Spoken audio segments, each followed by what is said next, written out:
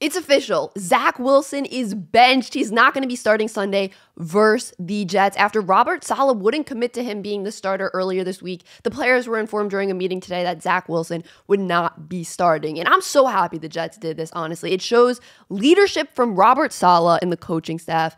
And it shows that if you're not performing, we're going to make changes. It doesn't matter if you're a first-round pick. It doesn't matter if you're a number 2 overall pick. It doesn't matter, what situation you've been put in, how young you are. If you're not performing and giving this team the best opportunity, the best chance to win, we are going to move on. Zach Wilson, yes, he's been playing horrible. Like, the offense had, 2 yards in the second half of the game versus the Patriots? He was missing wide open throws. He was throwing into double coverage or triple coverage earlier this season in the last game versus the Patriots. Not this one that just happened.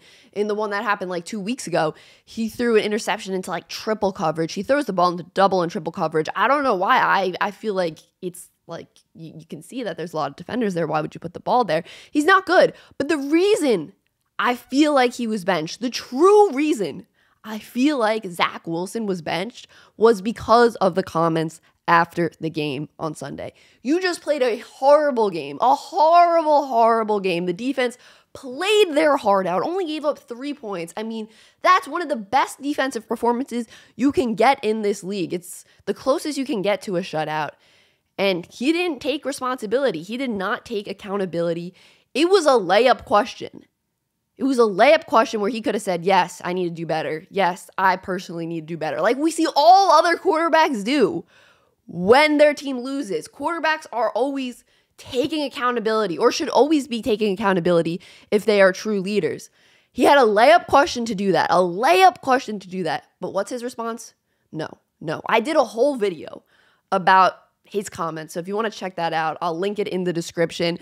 But I think that's the real reason why he was benched, because reports were coming out after that game that he was walking around the locker room like he wasn't the problem. There were reports coming out that the defense didn't like his comments after the game. They felt upset. The wide receivers were frustrated with him because he was missing throws.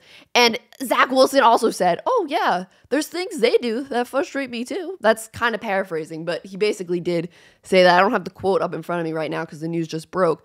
But this man has not taken accountability. He's been immature, in my opinion, and this is the right move. You don't want to lose a locker room when you're in the midst of a playoff hunt. You don't want to lose the locker room. You don't want a locker room that is divided.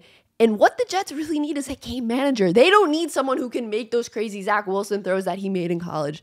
They don't need that. They need someone who can come in, manage the game, hand the ball off, make the throws on third down when they have to. And he simply has not done that. We don't know if it's going to be Joe Flacco or Mike White, but either of those guys is going to give this team a better chance to win. And I still could possibly see the Jets making the playoffs. Appreciate you watching. Peace.